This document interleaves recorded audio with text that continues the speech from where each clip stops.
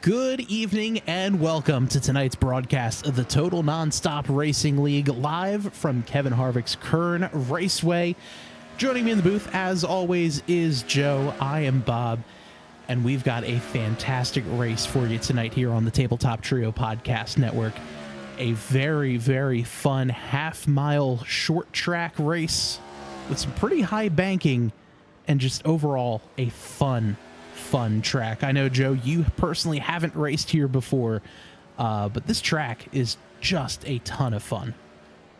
Yeah, I haven't, so I'm always interested to see, how these much more professional than I am racers, go out there and show me what I am probably going to do wrong the first time around this track.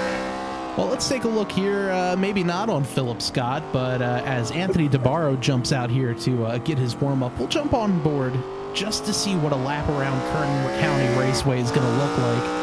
As you can see, fairly wide track, but you only really want to be right around this first, maybe second set of hash marks for the lap. Power down out of the corner, driving in. You can drive in a little bit deeper than you actually think you can, but you want to hug either right around the white line or that first seam. Drive off into the corner, some more heavy braking. This time you want to get those left tires right around that seam, cut down.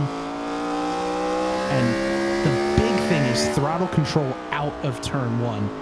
We will see tonight so many people getting on the gas just a little too much out of four, and that car is going to get shot around sideways. We see the 47. I believe that's Ace House back there. Had gone around. So this is definitely one of those tracks where throttle control is going to be key on exit. Let the record show I didn't say anything about Ace House's car. He did, however, survive last week, so I think we can put those we can put those comments to bed. We like to know. Here's Ninja Philip Scott out of turn two, second fastest on the board so far. John Cannizzaro Jr. in third. There's Jamar Dumas having himself a good lap. Cannizzaro, right there. We see the 28 sideways. That's exactly what I was saying. Just got a little too gas happy out of four. Spun up the tires, and the car really wants to swap ends. Not ideal for such a small track tonight. Yeah, definitely not. And you see here in the front stretch, it's not really a straightaway. It's it's that D-shaped oval, and because of that, you have wheel into it. It's hard to brake getting into turn one as well, just because the car wants to kick sideways on you almost every time. Yeah, not ideal. So just like that, qualifying is over. Only a couple of cars out on the racetrack right now. There's Jamar Dumas. Ace House is here as well in that 47 machine. House so far starting P8. Can he pick up some time? No, it doesn't look like it.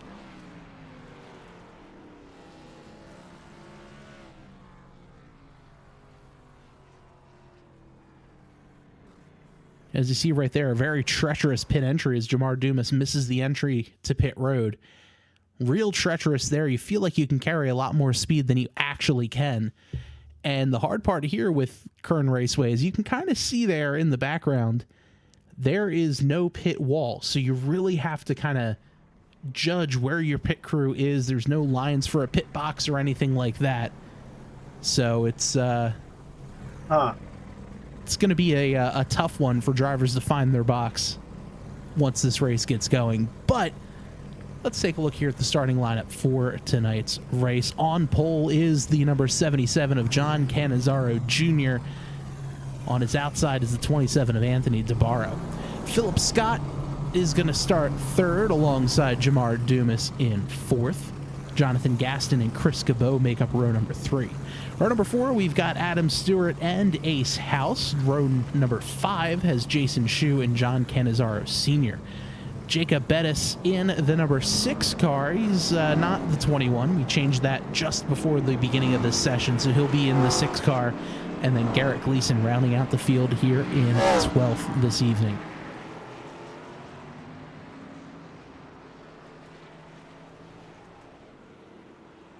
So the field going to be doing an extra pace lap here behind the pace car. As always, if you like what you see, feel free to like this video, subscribe to us here on YouTube, follow us on Twitch as well. Total Nonstop Racing League, first race of the playoffs. No one gets eliminated, 5 races, best points win. We're going to be keeping an eye on those points as the race, as this playoffs series goes on.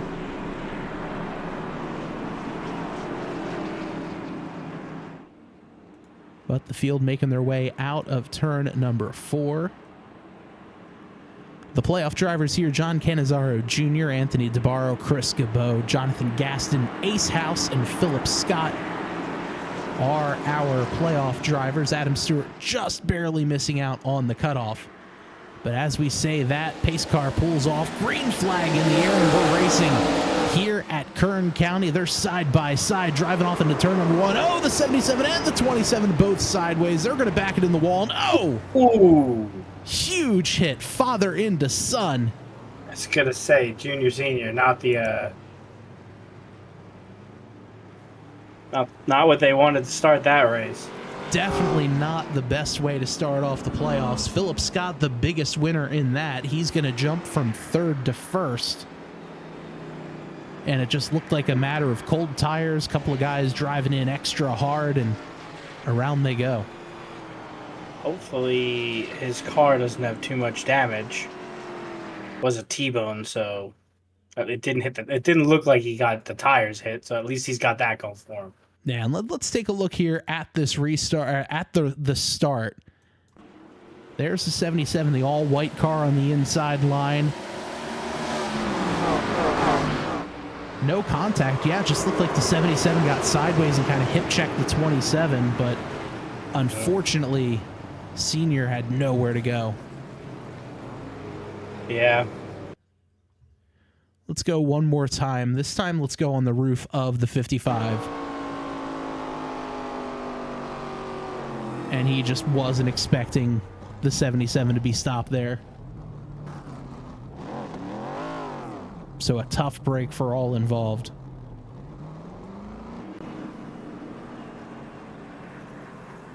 Tyler Avery in the chat says, well, that could have gone better. Could have indeed. As both Cannizzaro and DeBarro going to be getting some damage fixed. DeBarro has quite a bit of damage there on the back end. Doesn't look like he hurt anything else. Just kind of shortened the car up a little bit.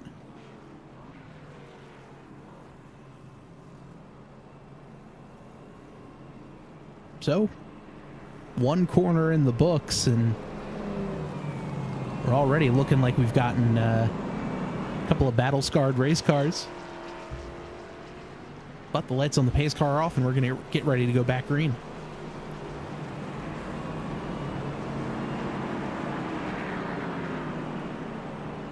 $150 laps here tonight, 75 miles.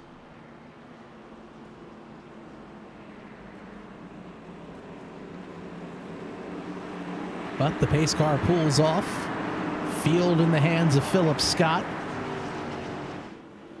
Waiting until he gets to the restart zone. There it is. Green flag is out. We're back racing. Great jump there by the 99. Meanwhile, behind, almost 3 wide, fighting for 3rd.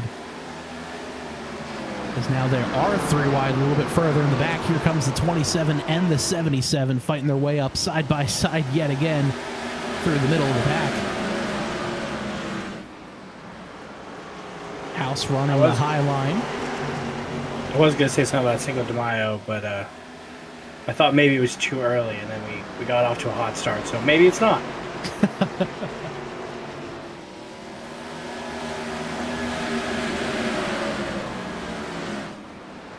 More drivers diving it in. This is pretty much the best fight on the racetrack. Oh, Tabarro throws it into the inside of Cannizzaro. Is Cannizzaro going to be able to throw it back? Not quite yet.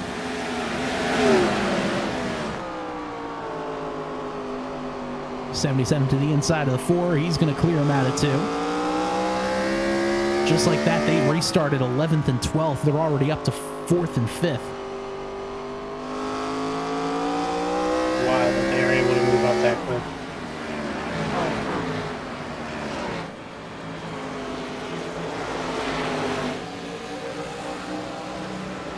Drone cam out there. Looks like the 77 is doing fairly well, even with that damage. You see a little bit of door damage right at the number, but when the 55 made contact with him, like you said, Joe, they didn't really get into the wheels or suspension or anything. That was just a flat T-bone.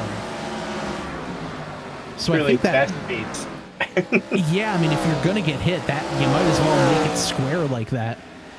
Right, like it's a good thing he didn't try to swerve and you know, avoid it, because you would have ended up just totally in the car. Yeah, that would certainly not have been good. As behind the field, that's a 7 of Garrett Gleason. He's sideways, and he's gonna bring it to the pits. So easy to do. Take one more look at that replay here. Is keep an eye on that black and green camo painted machine, the Comans Care Capybara. He just kind of kicked it sideways, and not much else he could have done there.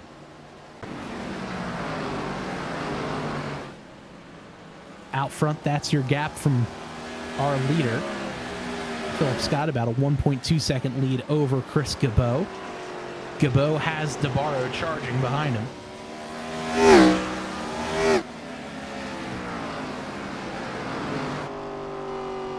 On board here with the 25 of Gabot.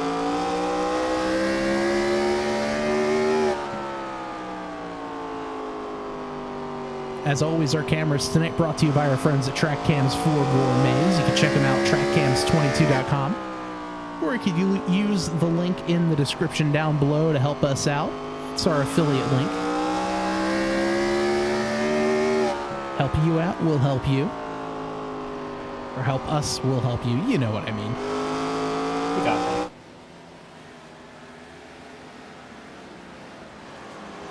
So far, we got a pretty good battle brewing here for second. Tabarro trying to hound his teammate, Chris Gabot. A wild child lurks in the distance.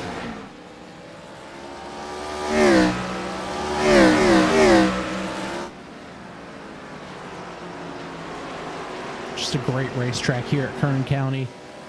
Dirt track just outside of the racetrack, and mini oval here on the front stretch. Also a mini oval on the dirt track as well.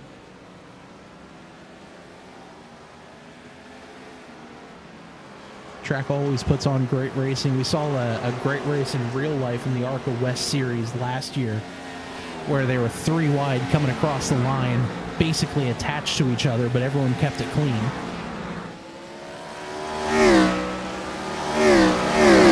Basically 2 grooves here. You could run the very bottom, use that left front tire to kind of hook yourself around the apron, or use that seam where most of the car's right side tires are on. You can kind of use that to help hook you around as well.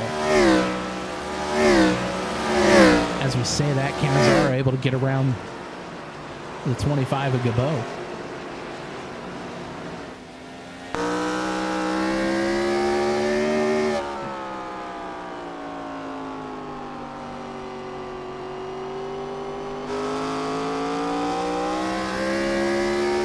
Right there, you could almost feel the car want to skip sideways, so Gabot had to wait an extra extra tenth of a second or so to get on the throttle. And because of that little tiny lift, there's a huge gap now from Cannizzaro.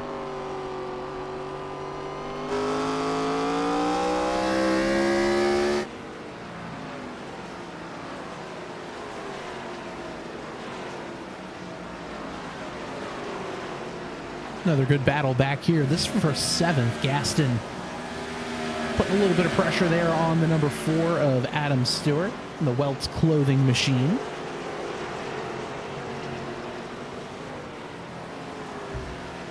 Welts Clothing, a longtime partner there of Adam Stewart. And in turn, you could say the Tabletop Trio Podcast Network. They've sponsored a few races here with TNR. Check them out online, weltsclothing.com.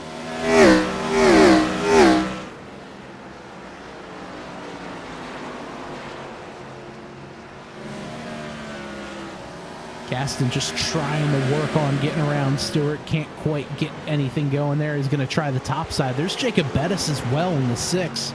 He's trying to make a run. Even with all that, Stewart is catching up to Ace House.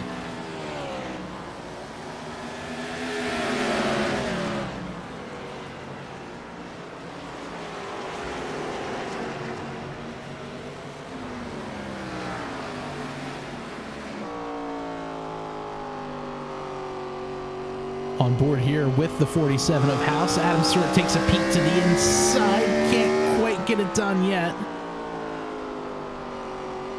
Now Stewart goes for it. They're side by side at it too.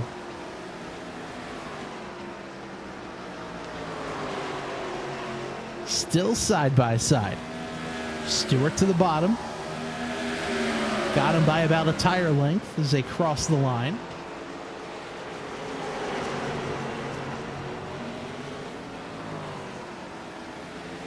Up front, not missing a whole lot. Philip Scott's lead down to 1.1 seconds over DeBarro.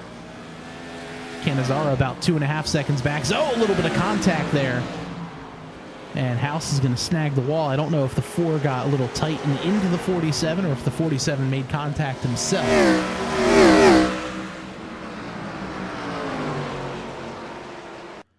Let's take one more look at this one. Let's jump on board with the 4.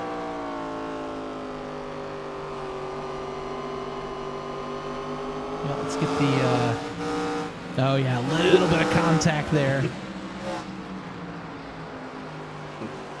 Trading numbers. Say that again? Looks like they're trading numbers. 447. Yeah, you guys got this, right? Meanwhile, Philip Scott catching the back end of the field. He's going to put Jason Schue one lap down. Schue doing a good job rolling the top line. He sees the rest of the field coming.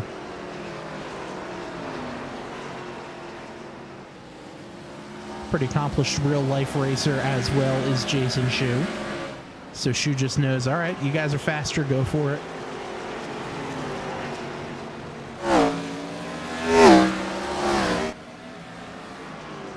Let's see what DeBarro can do here. The 6 has been running the bottom. The 3 has been running the top. And it's every driver's, it's every driver's, choice. If they want to run the bottom, if they want to run the top, there's no rule in TNR that says, all right, lap cars must always go to the top. Lap cars must always go to the bottom. They can run wherever they want. It's a gentleman's agreement to say, all right, you're faster. All right, you're a leader. You can go. But there's nothing in there stating that they have to let them go by. Yeah. Hearing word that the 6 did have a little bit of an issue. Let's take a look here.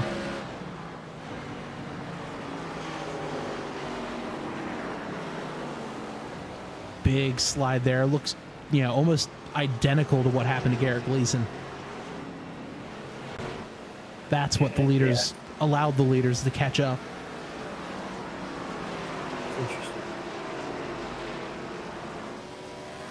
As now DeBarro's going to have to fight around Cannizzaro Sr. And he'll get around. That Crazy Horse Racing number 55 machine. But now Philip Scott, his lead because of that lap traffic, opened back up to 1.5 seconds over DeBarro. And DeBarro's lead now 3.4 seconds over to Cannizzaro.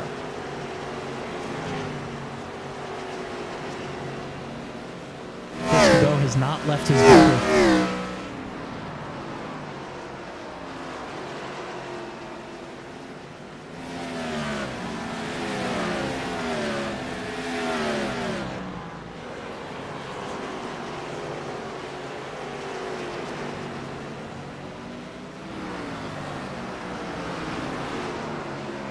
Field really starting to spread out. Yeah, definitely. I mean, we'll take a look here at the track map. There are cars all over the racetrack. A little bit of a gap here between Gabot and Dumas. About 5 seconds separates those two drivers. The 4 and the 47 still stuck together.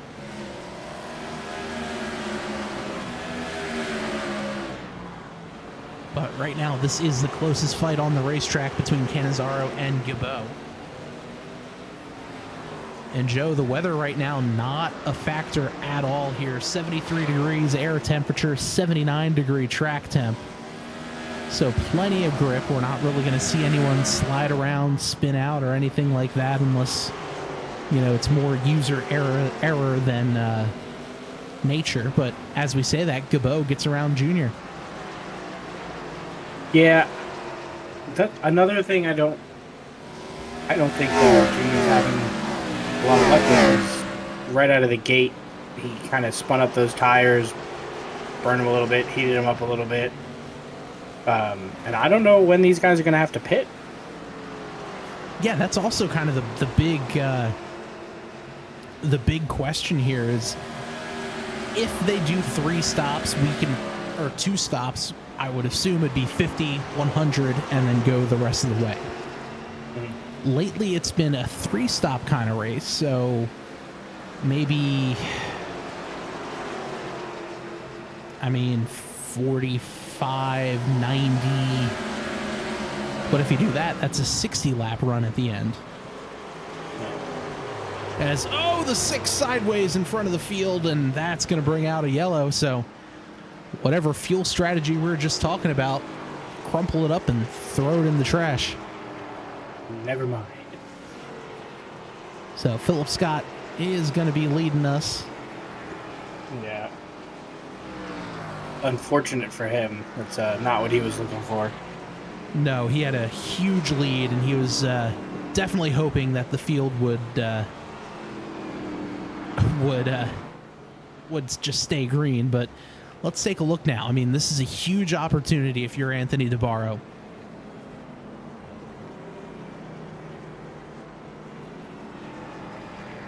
Scott in his box perfectly, as is the 27. They are going to be taking tires here.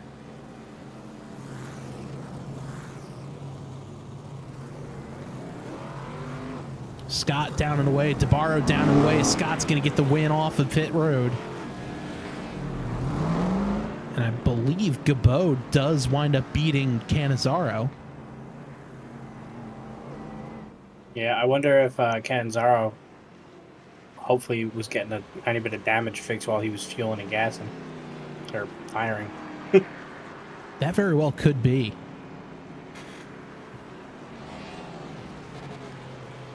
Yeah, especially depending on how much damage he actually has.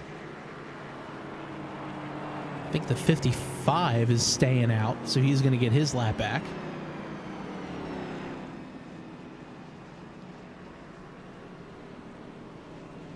I wonder if the 55 is banking on a... Nope, he's going to head down pit road now. I was going to say, I was wondering if he was going to be banking on a quick yellow right after the start. But we're now a third of the way through this one on lap 50. Let's go back, take a look here at the reason for the yellow. That'd be this guy, the number 6, Jacob Bettis. Out of 4, down the front straight away. And just, yeah, a little too much rear brake. That's going to kick him around. And unfortunately, just other cars in his vicinity as he spun. So there's going to be a yellow. But just like that, the pace car pulls off. Field in the hands yet again of Philip Scott. Green flag is out. We're rolling. Another good start there by the 99. DeBarro to the inside. Cannizzaro trying the long way around. Now he's got the 25 of Chris Cabot just inside of him. Out front, Philip Scott has the lead by probably about 3 feet, separating him and the 27. Not for long. That is for sure. Here comes DeBarro to the inside. Philip Scott still trying to stay strong on the outside of the 27. Can't quite get it.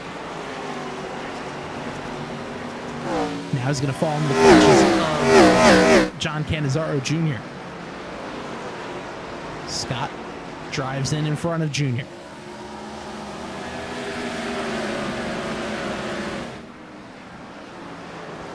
Now the 77 going to try to put in some work.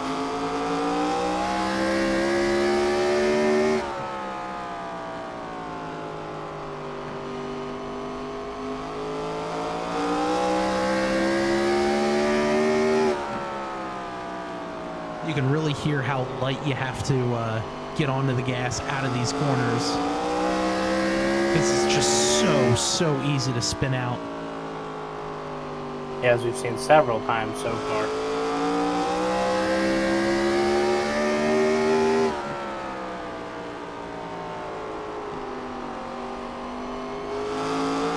Oh, right there. Big wiggle there from the 77.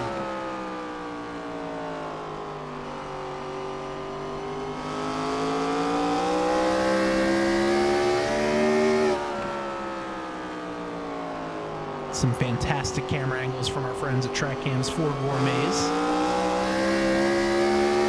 And it almost looks like the 77 is purposefully putting his car into a four-wheel drift out of turn 2. And it's been helping him get a run on Scott. Yeah, but I wonder how that's going to affect the life of his tires. I think especially with them being fresh tires, it's going to hurt a lot more than it helps. Yeah. And, you know, John has said previously that he's, you know, he admits he's not the best at tire saving and tire strategy. Yeah, he said that several times. So it should be interesting to see how that plays off. Or if he just kind of sits there and says, you know what, we'll back off. And, oh, Philip Scott gets sideways. And, oh, cool. DeBarro spins out, and we've got another yellow. Wasn't expecting that one. What had happened there? Oh, well, I think I found out what happened. We were too busy watching the fight behind.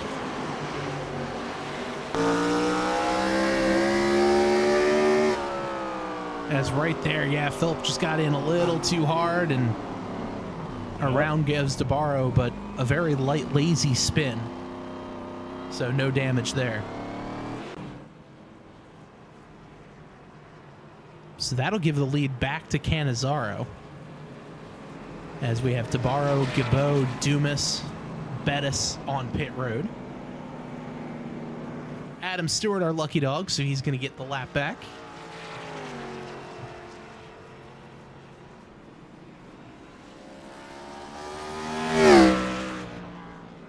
If anyone is interested, we are accepting sponsorships for the rest of this season as well as the 2025 B season.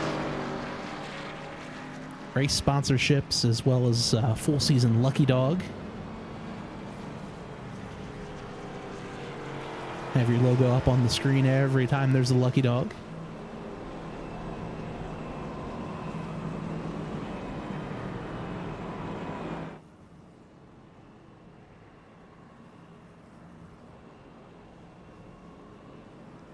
So the field getting themselves ready to go. We should be getting the one to go this time by. Jonathan Gaston up to second, as it looks like DeBarro, Scott, and company just went down pit road. So now, Joe, we've got a couple of guys with a few different strategies. Yeah, and I never know with these guys. So if you see right here, Cannizzaro, Gaston, House, all pitted back on lap 47. Gabot, Dumas, DeBarro, Scott, all pitted on lap 60. So those drivers are going to have slightly fresher tires. So we'll see where that's going to put them if they wound up taking tires. But right now, Cannizzaro gets on the gas. We're back racing. Cannizzaro Jr. has a great run there on the bottom. He's got Jonathan Gaston and Chris Gabot hot on his heels. Gaston running the top line. Gabot down low. And there it is. Anthony DeBarro back up to fourth.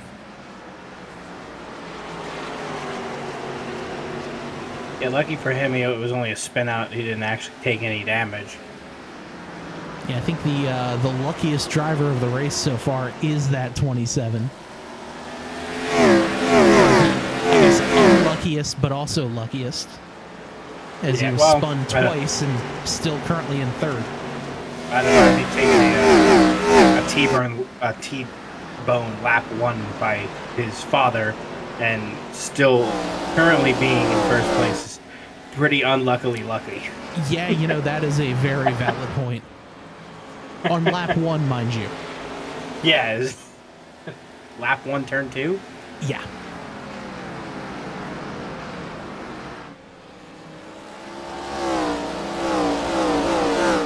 Great battle brewing here. Ace House, the biggest battle right now with Jason Schue.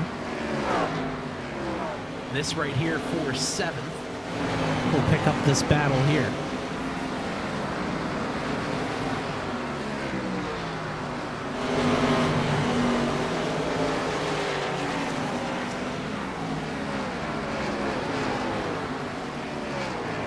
DeBarro now trying to hold off Jonathan Gaston.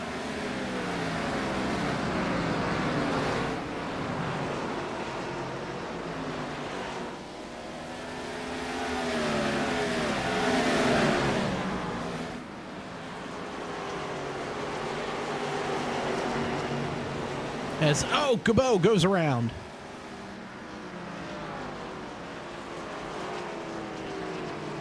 Like we mentioned at the beginning of the broadcast, it's just so easy to get on the gas a little too much out of 4, and around you go.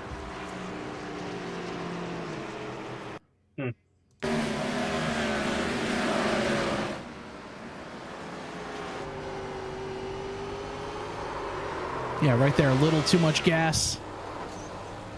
And a little tap of the wall. Oh, really, whirl?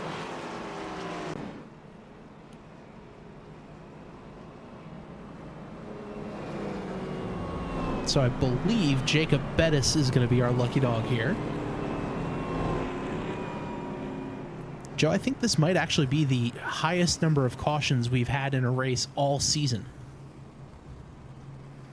Yeah, this is a rough one. I think this is the track is a little slick. It doesn't seem like it's as banked as other racetracks are, and it's just coming out of the turns. Like you said in the beginning, you gotta just flutter that pedal. You really can't stomp it like you normally would. That's for sure. But I'm looking through our races. The last race that we had that had a lot of cautions was Talladega at 5. Irwindale back on week 6 had 8 cautions.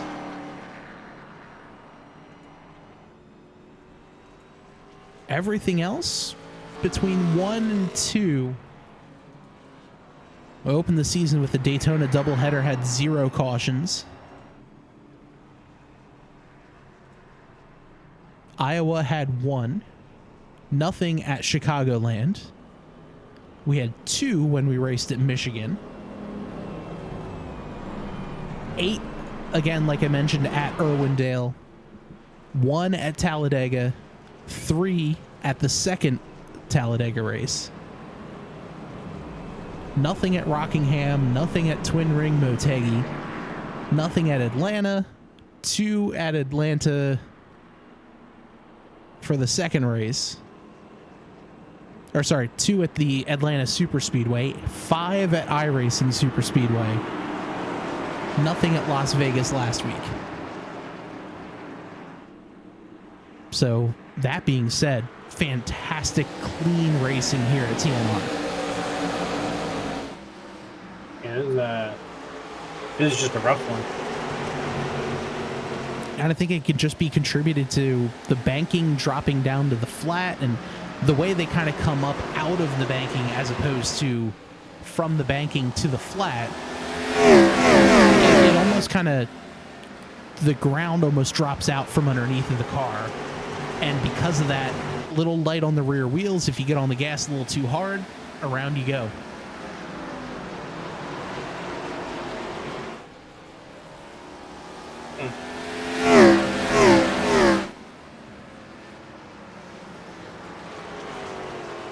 And oh, another yellow.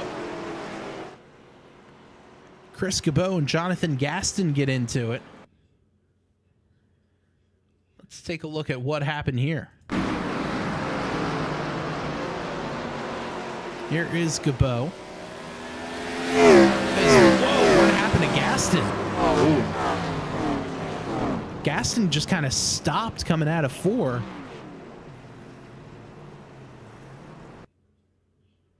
Let's see what happened. Let's jump on board, see the driver's cam, and let's take a listen to what happened.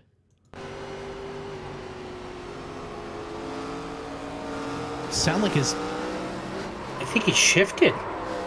I don't know if he shifted or his pedals died or... I was watching his RPMs, and the RPMs dropped, then suddenly dropped, and then raised like he downshifted. That was strange. Let's listen one more time.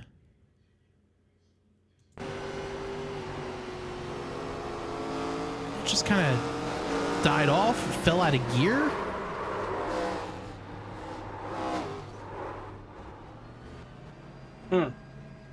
Very, very interesting. It might have been his pedals because you could see his steering wheel was moving, but he wasn't. Yeah, and he was trying to get the car into gear, couldn't really get anything going there. He might be having a pedal issue. As now again, looks like another split strategy. Philip Scott, Jacob Bettis on pit road. Ace House is already on pit road.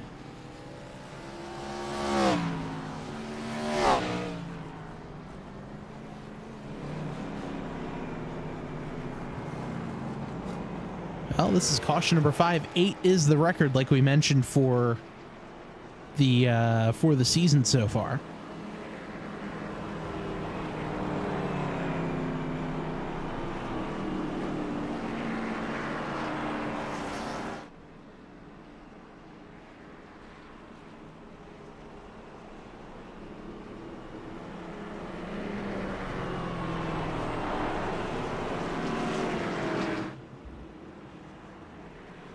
So we're going to re-rack and do this one all over again.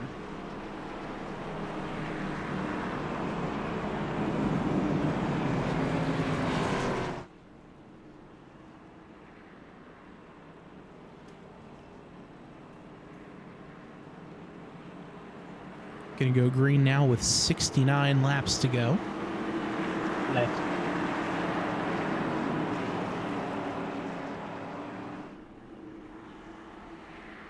As the front row lining up just like they did to start this race. Canizaro with a great jump.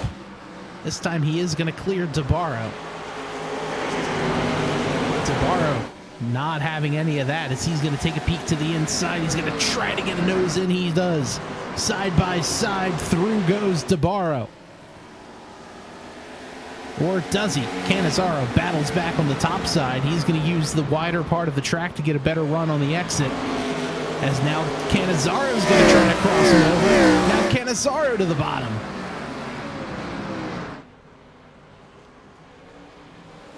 As DeBarro tries it again, but can't. Now he's going to stick his nose in. Oh, contact! No. Around goes the 77. He saves. Oh, Oh, the 25 gets into him. Well, for a second there was an awesome drift. Really impressive drift, and even more impressive battle, as they both just kind of kept throwing it in side by side. I'm sure frustrating for both drivers, but a hell of a lot of fun for us, and that's all that matters.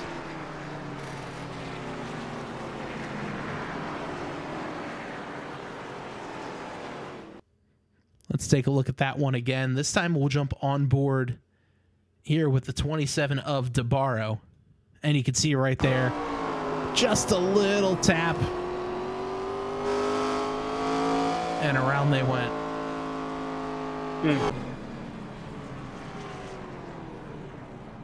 So the 4, the 72, the 77 all down pit road. DeBarro on pit road as well. Awkwardly enough, both drivers pitted right next to each other. Yeah. So I'm sure there are currently words being exchanged between pit crews. I was gonna say if they had an all chat with like what do they call it? Like the old first person shooters, like the proximity chats. Oh, we'd be hearing some stuff in the booth. And that is why I turn off driver chat when I broadcast these races. But in the midst of all the chaos, Jamar Dumas now our leader. And look at that damage on the front end of Chris Cabot. Yeah, he ate that. And he caught the rear end of the 77 there and sent him up in the air. I'm surprised we didn't have an issue like we saw in the Speed Dash series with the hood popping open. Yet. Yeah. Still plenty of time. 6 cautions.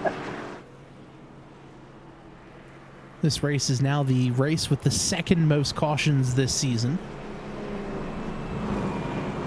Don't want to jinx anything, but 8 is the record at another short track, Irwindale Speedway.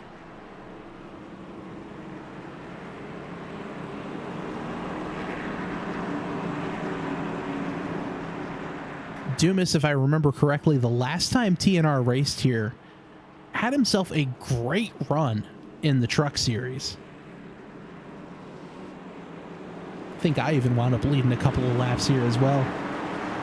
And then, as always, threw it all away.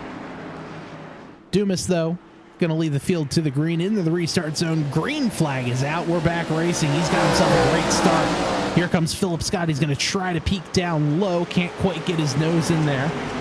As the 25 of Chris Cabot side by side. Barely.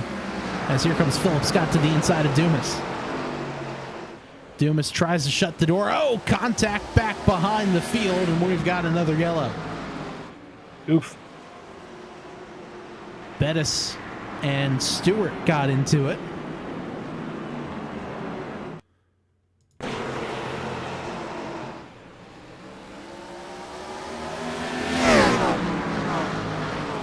Let's take one more look at that one.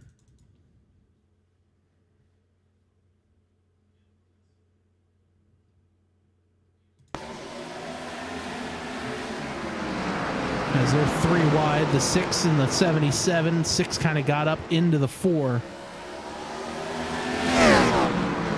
Honestly, I'm a little surprised that was considered a yellow. Yeah.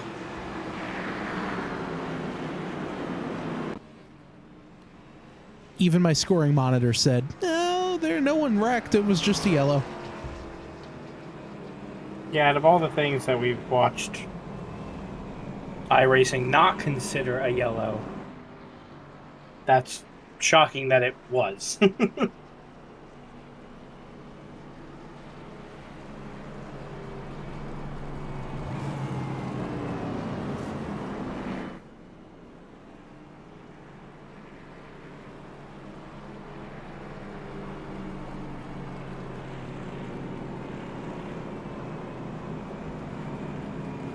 So Philip Scott now up to second.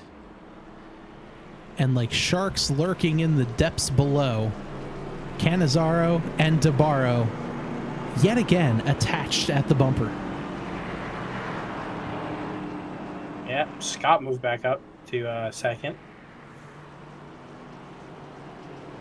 There he is. Still trying to get to where he was when that race restarted lap 5, 6. Something along those lines.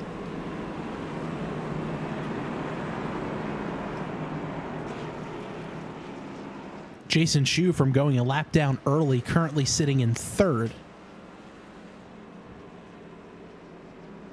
A lot of shuffling going around here.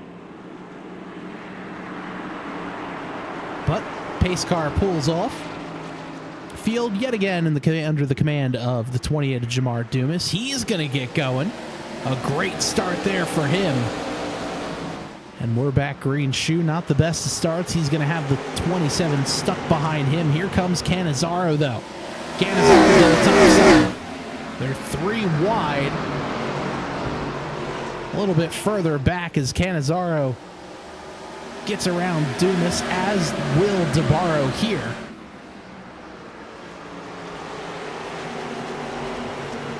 Now the field sets their eyes on Philip Scott.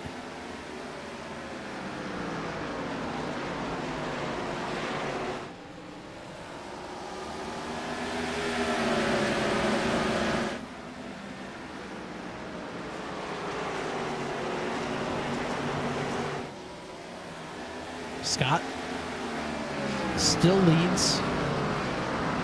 Cannizzaro trying to close in.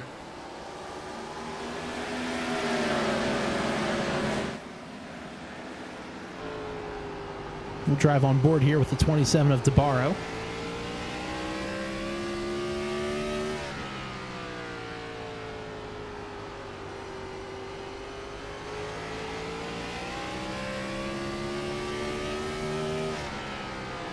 Jacob Bettis heads down pit road.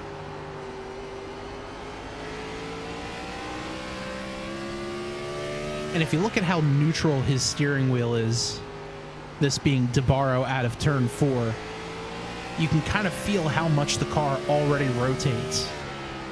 Yeah.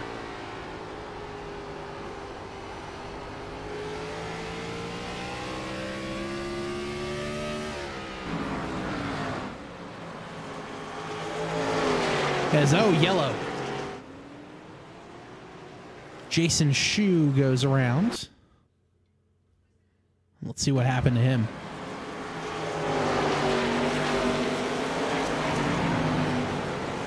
Oh yeah, just a late. Oh, tried to save it.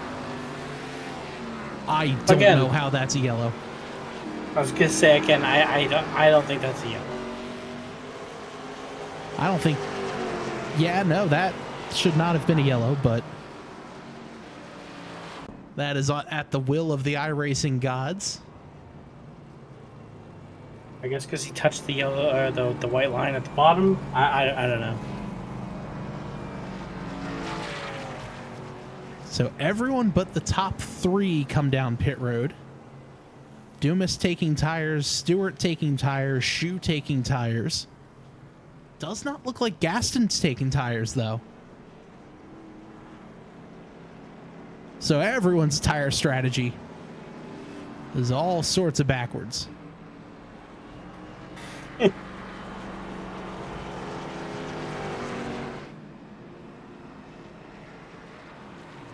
We still haven't gone a full fuel run either.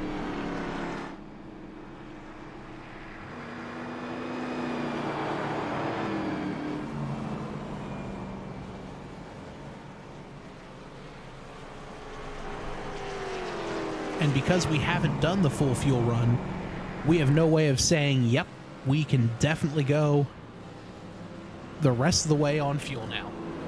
Because we just don't know in the broadcast. The drivers all know. I'm sure a lot of them have fuel calculators or other means of figuring out how much fuel they have. But to set the scene for you, Philip Scott last pit on lap 79. Cannizzaro, DeBarro both pit on lap 85.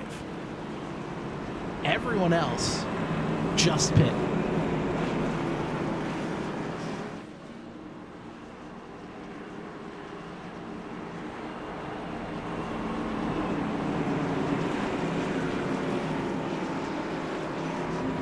So we'll see how that plays out for us here. Pace car pulls off. Philip Scott getting ready to go back green. He's got Cannizzaro on his outside. DeBarro to his bumper. Great start there by the 77.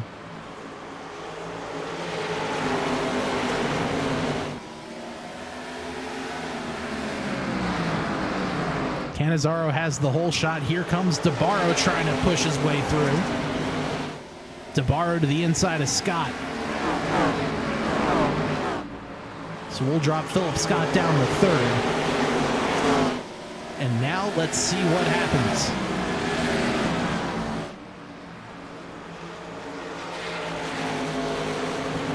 These two drivers have been racing around. These three really have been racing around each other all season long.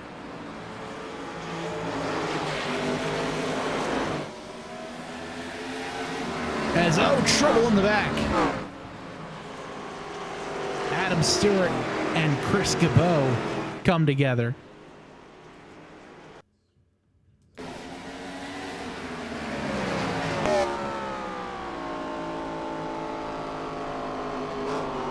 Stewart just wasn't expecting the 25 to slow down that much out of the corner. Seems to be common this race.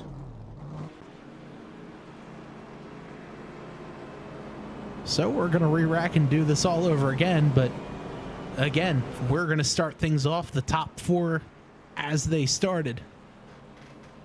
So instead of a 150 lap race, we've got a 42 lap race. This is kind of playing out in Cannizzaro's favor, as historically this season he's been very good in the front half of the stints, but DeBarro is usually good stamina-wise and catches up. With all these yellows, there is no stamina portion of the race, so Cannizzaro could kind of just go wild pretty much every stint thus far. Yes, that's going to be interesting, you know, especially if we keep getting these cautions. You know, how is that all going to play out? Are they going to have to change their driving styles up a little bit? It's definitely going to be something to watch.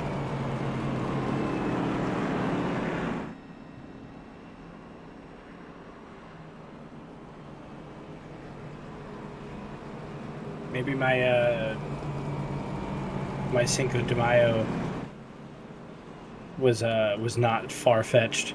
I feel like a couple of these drivers, just with the amount of yellows we've been having, have already started celebrating with the margaritas. Just had to loosen up, you know? Right? Although, the things I would do for a margarita right now... I bought a slushy maker today, 4 frozen margaritas, so you don't gotta tell me twice. I can already picture a new segment on the Tabletop Trio podcast. Will it slushy? I've also got an idea for our next cooking segment, but we'll talk podcast after this because green flag is back out. We're rolling here again. Cannizzaro with another good start. He's got DeBarro tight to his left rear, or his right rear quarter panel, but DeBarro is going to tuck in behind.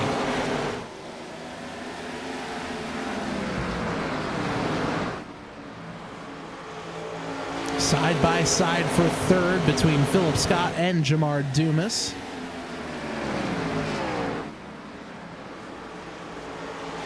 But meanwhile, out front, Cannizzaro holding on strong. Here comes DeBarro to the inside. DeBarro holds it on the bottom. Gonna use that angle to kind of help him cut out of the corner.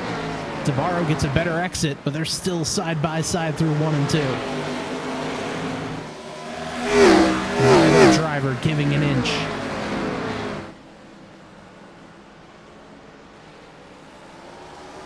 Cannizzaro pinching ever so slightly. So a little bit more contact there between the 27 and 77. Little rivalry kicking off. Now that's going to let DeBarro jump out to about a 4/10 of a second lead.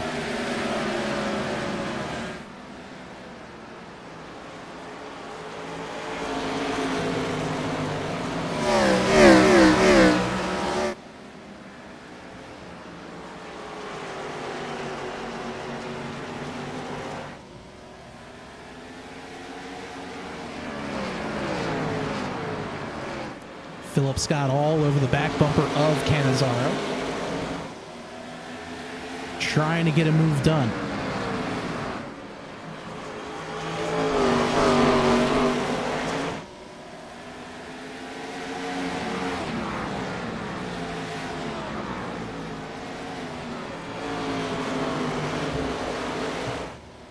Just as an idea of where everyone pitted last.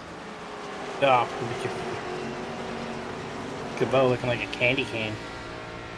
And oh, trouble. Trouble out on the racetrack.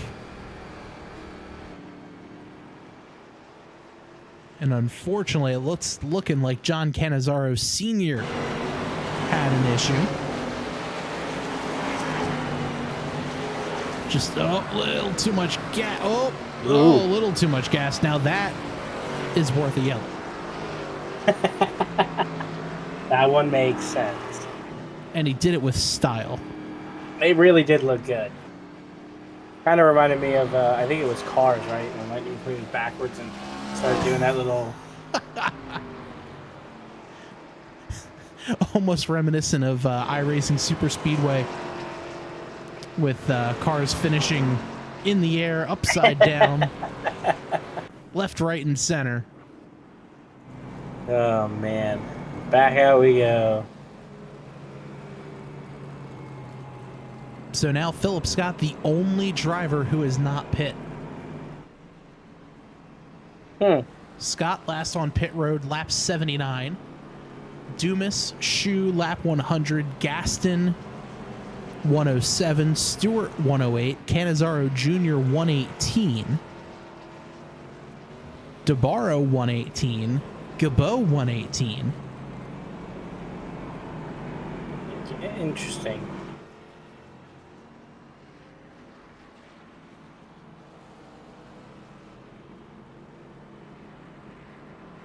I see the ambulance with the lights on. I think they could relax. I don't think there were any casualties on that caution. Right. Maybe turn the lights off, relax, chill. Unless we're taking the tires to the hospital, because they were certainly heated up and just damaged.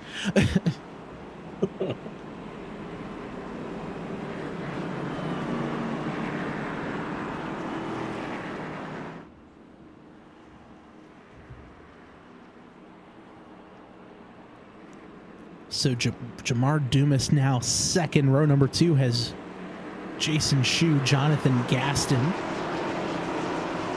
Cannizzaro Stewart in row number 3. I'm not sure at what point Ace House went 6 laps down. I think he might have been having some issues on and off, because we saw him earlier in the race kind of popping in and out of pit road. So there might have been some sort of connection issues or something going on. But Joe, right there, what a gaggle of race cars. Yeah.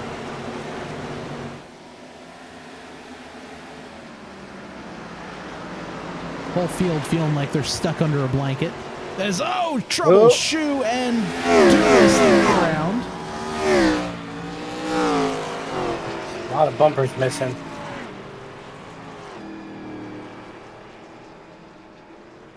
And now with coming up on 25 to go, we have certainly surpassed the yellow record. Yeah, by far, this has been a very out of the ordinary race here.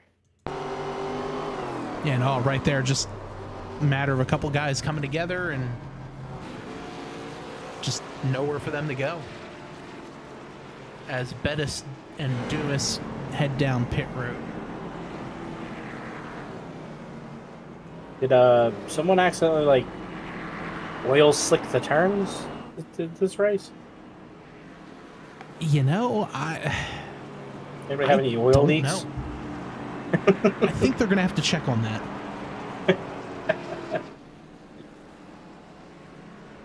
Fluid on the racetrack. And everyone seems to be running fairly well, so let's blame the pace car. Yeah. Old It's a Larry, the Mustang, pace car right? driver. I think he just said, you know what? I want to lead some laps tonight, guys. You never At let this me point, lead. I think he's led at least 22 laps.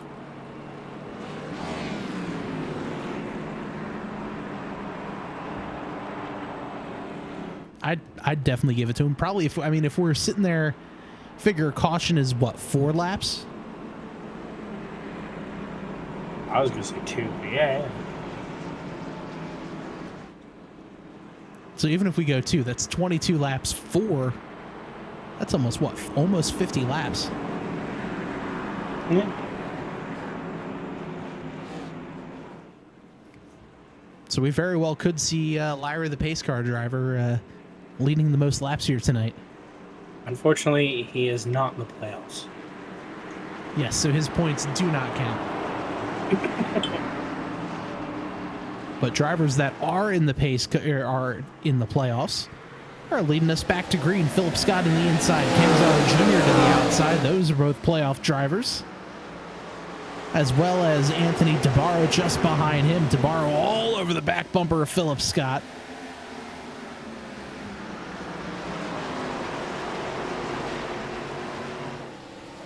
Scott goes from first to third. Now the showdown begins yet again. 22 laps to go. DeBarro pressuring Cannizzaro. Chris Gabot in the background trying to get around the 99 of Philip Scott. DeBarro trying to look aggressive as he's going to try the high side. He'll get to the outside, right around the quarter panel. Little wiggle there. Oh, the 4 sideways, and we're going to have another yellow. Yeah, I saw smoke back there.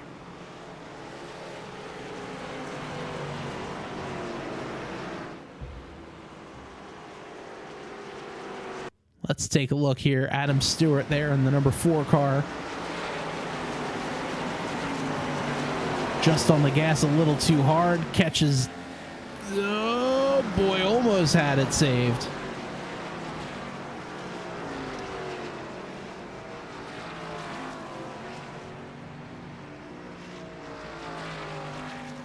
So we got just a little bit of damage there on that number 4 machine.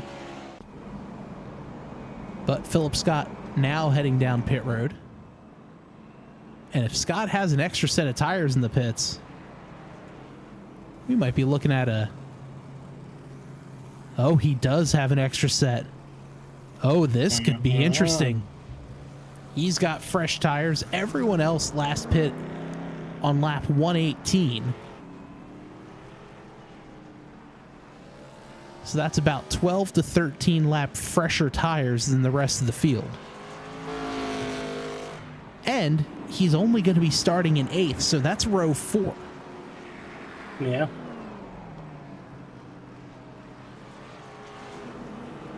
Fuel, likely not an issue.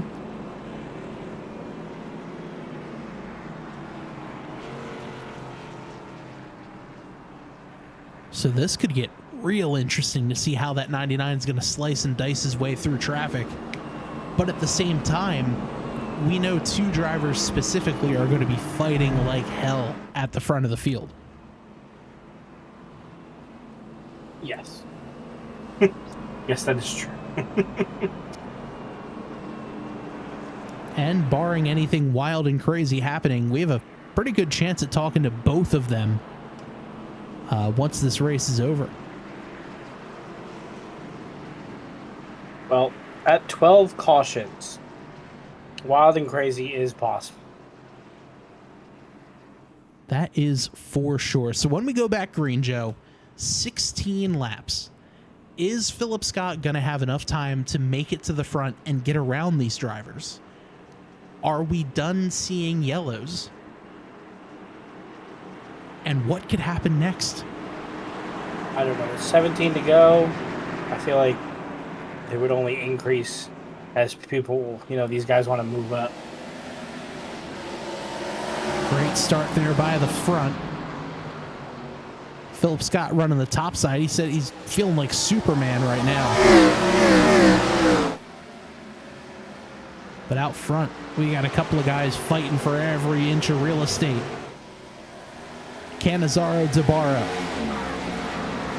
These two drivers have been fighting all season long. Cannizzaro slides up the track, a little bit of contact there. That's going to let the 77 take the lead for now. Here comes DeBarro back. He's going to thunder in, take a peek down low. DeBarro dives it in. Able to keep it clean.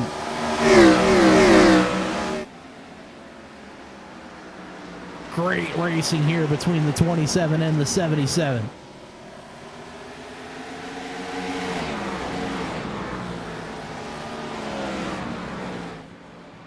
DeBarro hugs the bottom, drives out. A little squirrely attitude, but he's kept it in it. Still side by side, 12 to go. Big drive in. Cannizzaro tries the crossover. He's got it done. Can DeBarro hold strong on the outside? He's there. Oh, they are close. A little bit of contact now. 11 laps remain.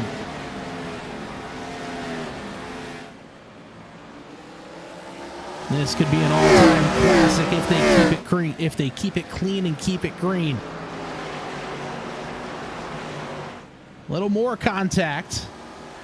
They both keep it straight. Cleans out the window.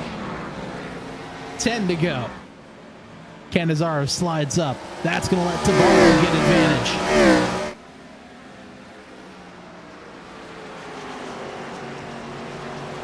Philip Scott moves up to 5th, 2 seconds behind.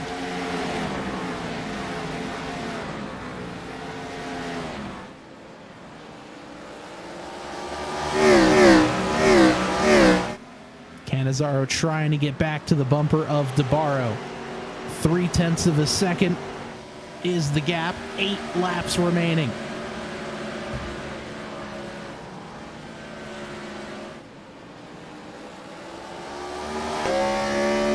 Can they get it done?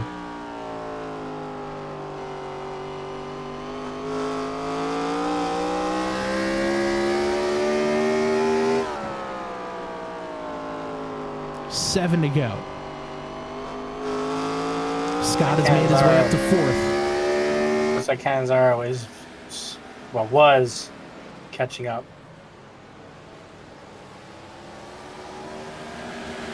That time by Cannizzaro was slightly faster. That time by DeBarro faster now. 6 to go. 0.4 of a second separating.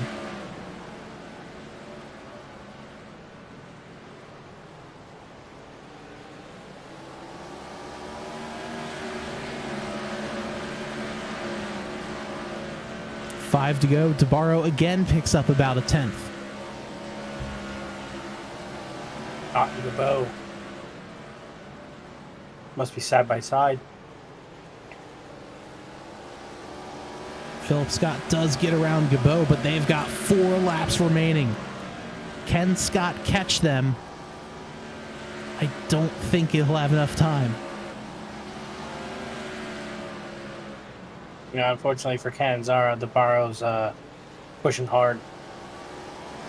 Yeah, and I think Cannizzaro might have just heated the tires up a little too much in that fight, but what a fight that was.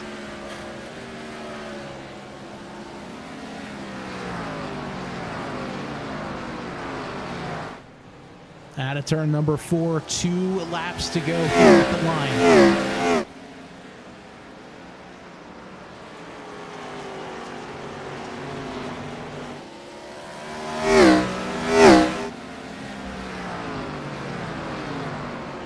Oh, in trouble.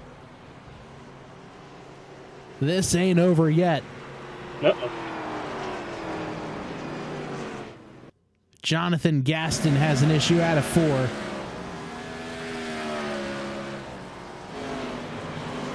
And by out of 4, I mean into 1. He just kind of kicked it sideways and, oh, just a tough break.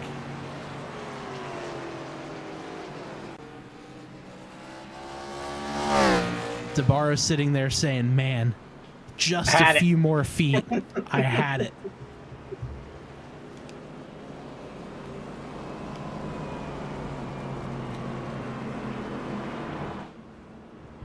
So we'll re-rack him and do this all over again. We've got overtime here at TNR.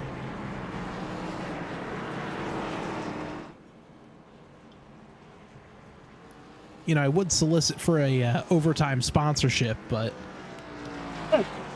it almost never happens here at TNR. It's because Sally gets that comment. To the point where I feel like no one really knows the overtime rules.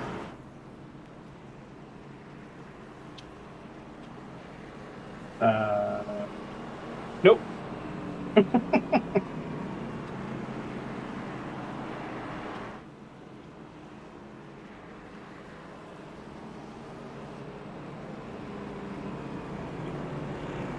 Ace House with the got put back.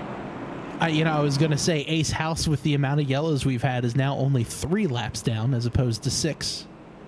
Yeah, with 3 more cautions or 4 more cautions, I think he would have got back into it.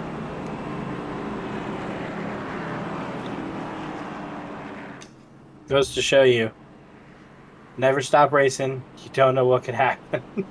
Exactly, and that's always been my my biggest piece of advice in iRacing is if you wreck, just ride around. You don't know how many spots you're going to take. You don't know how many spots you're going to make up. If anyone's going to wreck, you could pick up more spots. Just keep in it. Don't quit out early. No one quitting out early here, that's for sure. As overtime coming up now.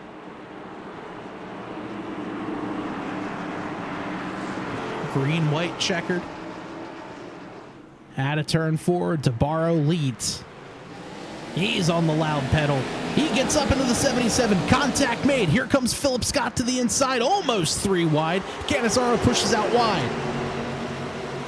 Here comes Philip Scott trying to put the pressure on DeBarro. Cannizzaro fades.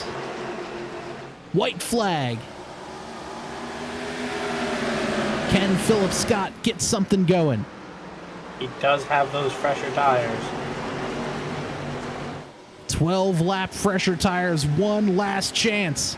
Scott drives it in deep. Can't quite get it. Anthony DeBarro is going to win at Kern. Man, what a wild finish. Absolutely insane finish. DeBarro gets the win. Philip Scott comes home second. John Cannizzaro Jr. comes home in third.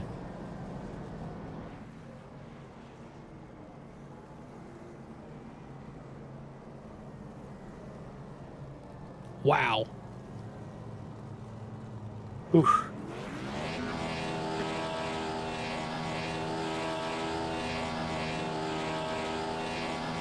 As the 27 burns it down.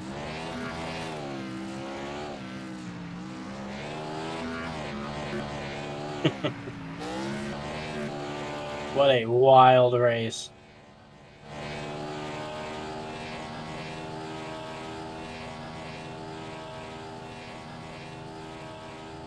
So we're going to get our drivers here into the waiting room.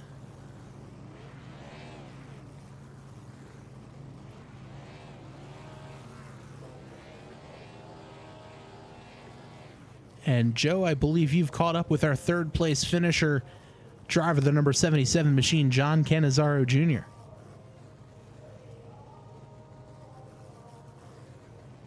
Hey, John, congratulations on the podium finish. With the amount of cautions we had out here tonight, what was your race plan versus kind of what ended up happening?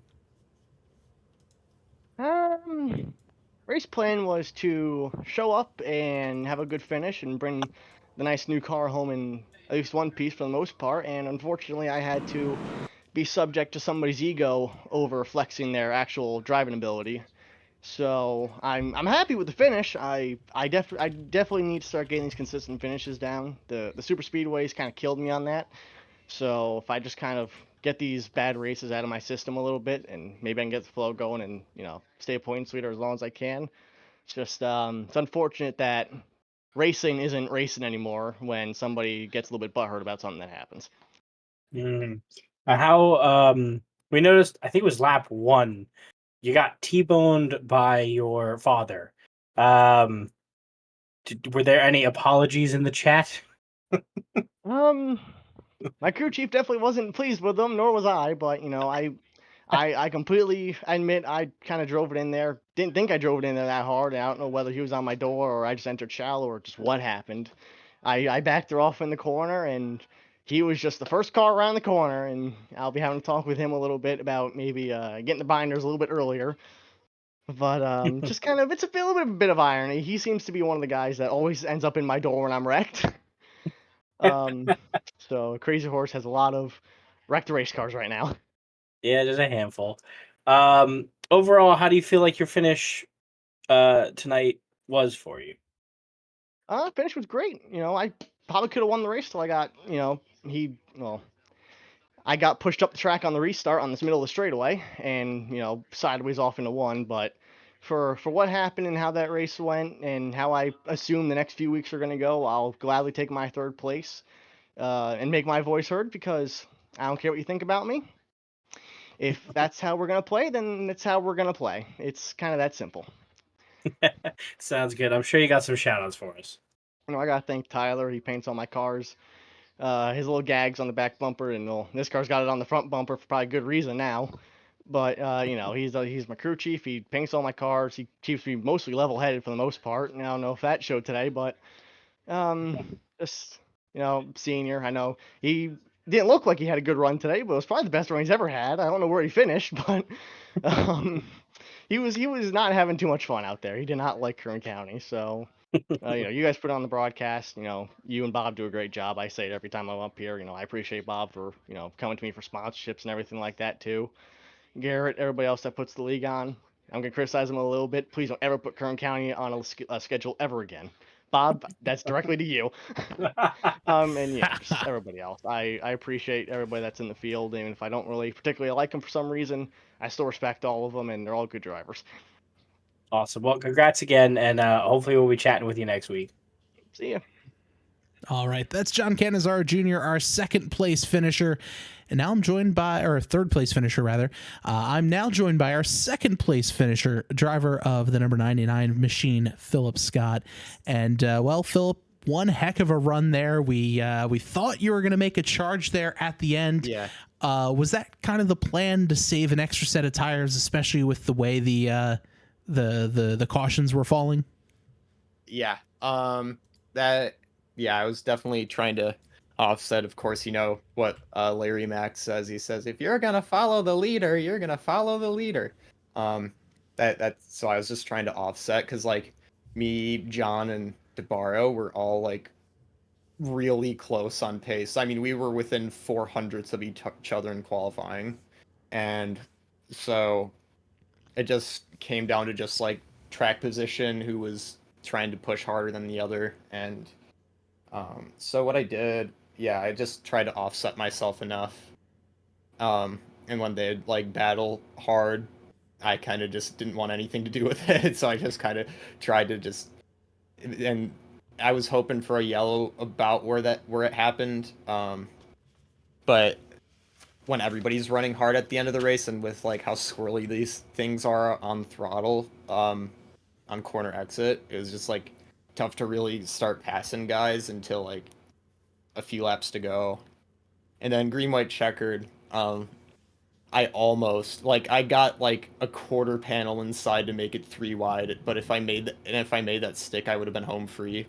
But yeah, but I saw that DeBar was cutting on the inside, and so I did not want to do anything stupid to ruin my shot at a title. And I mean, I still was trying to get to his bumper, but or bumper or just try to sneak a nose on the inside. But yeah, I just honestly, for the most part, I really wanted to just. I know my back's kind of against the wall here because they have the bonus points because I haven't had a win yet this season. So I just gotta like really have a good base to start off with here because next week's Montreal. So yeah.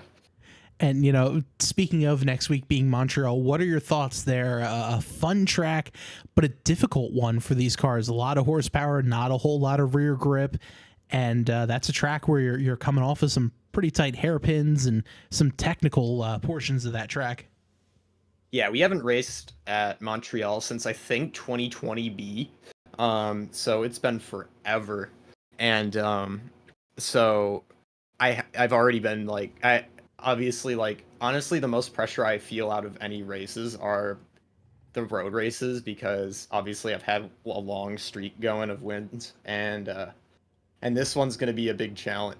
Watkins Glen was the toughest challenge last season so far because it was like everybody was fast and I just got lucky on saving fuel right and but this time it's going to be it's just going to be hitting your marks and it is so hard to hit your marks at Montreal in these cars. I've already done some laps there and I've been studying, the old nationwide races there, and it's just your braking points are so far away than even on Xfinity cars in these. It's just it's crazy. You're going less than 30 miles an hour in the hairpin, and then you go up to 183 on the straight backstretch, and it's just it's wild. So it's gonna be all about just not making a mistake because anybody could make a mistake. So I'm just hoping that I can keep that streak alive and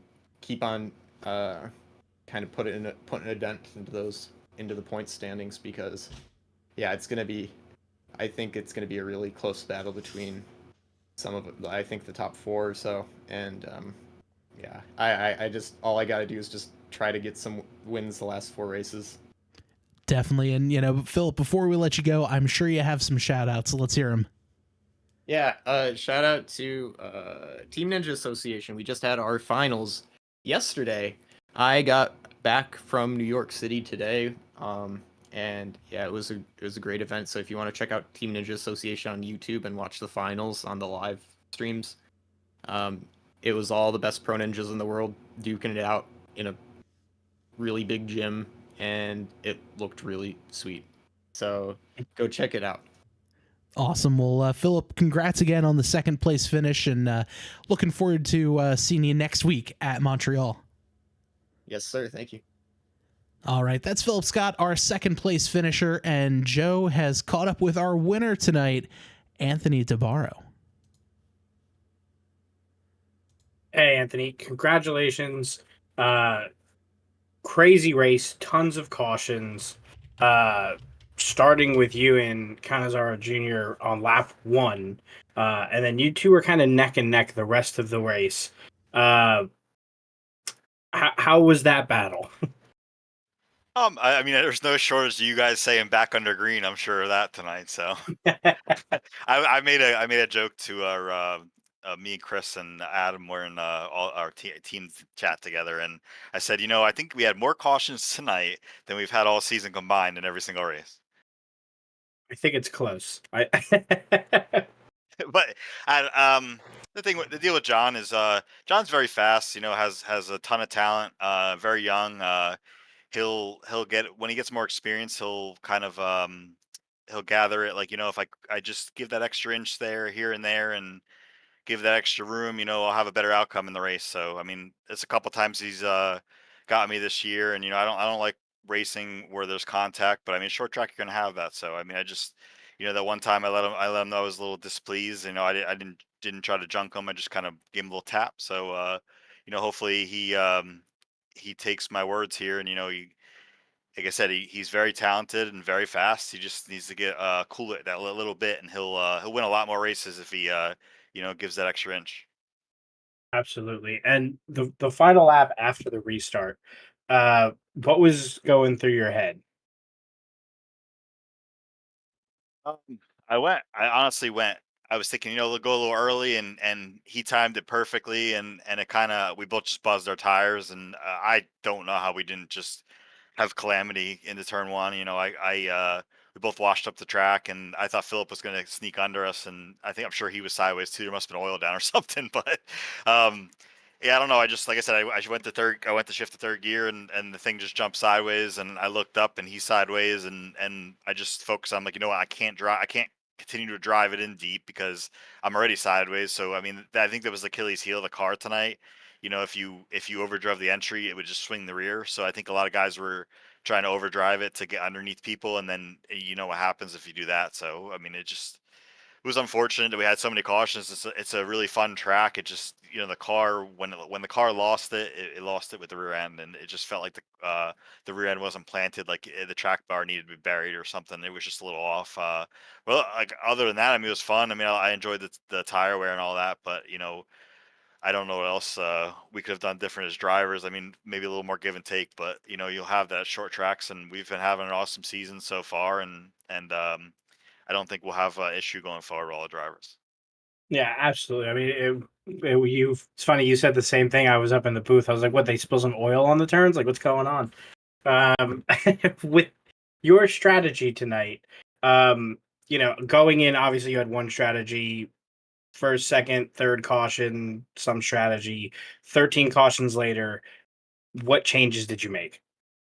Well, it was junked on lap one. I hit the wall pretty hard there. I backed into the fence, so I had a decent amount of damage. So the car was never right from practice to there. So I just kind of, thought to, when I want to put that last set of tires on, and I threw it on. I don't know what lap that was, maybe 110, something like that. And we just kind of worked our way through there, and guys on different strategies. It was fun, but like I said, it was calamity the whole race there. Absolutely. I'm sure you got some shout outs for us. Yeah, thank you guys. Thanks for putting up with us tonight. I know it wasn't one of our best races, and Garrett for doing all this, and trying something new, setup, bringing a setup here that to put a race on here. But maybe we'll experiment a little bit, but we'll go on from here, and we'll have a better race next week, and hopefully put a better show on for you guys. Absolutely. Well, what's bad for you guys is great for us. So, we were fine up here in the booth. Uh, but congratulations again. And hopefully we'll be chatting with you next week. Thank you guys. Thanks for your do. All right, that's Anthony DeBarro, our winner here tonight at Kern County. And Joe, let's take a look here at the final results for tonight's race. This was a ton of fun, as Anthony DeBarro gets the win over Philip Scott and John Cannizzaro Jr. Chris Cabot comes home in 4th and Jamar Dumas in 5th. Jonathan Gaston comes home 6th. Adam Stewart in 7th. John Cannizzaro Sr. comes home in 8th with Jason Schue in 9th. Ace House rounds out our top 10 3 laps down. Jacob Bettis in 11th. And Garrett Gleason rounding out our 12-car field for tonight. Next Monday, you can join us right here on the Tabletop Trio Podcast Network as we go racing north of the border at Montreal at Circuit Gilles Villeneuve. That is going to be a ton of fun, a great technical road course that these cars are just going to be incredible to watch. So make sure you're tuned in 8:30 Eastern next Monday evening here on the Tabletop Trio Podcast Network. So for one final time, I'm Bob. I'm Joe. And this has been Total Nonstop Racing League here at Kern County Raceway. Thanks for watching. Have a great night.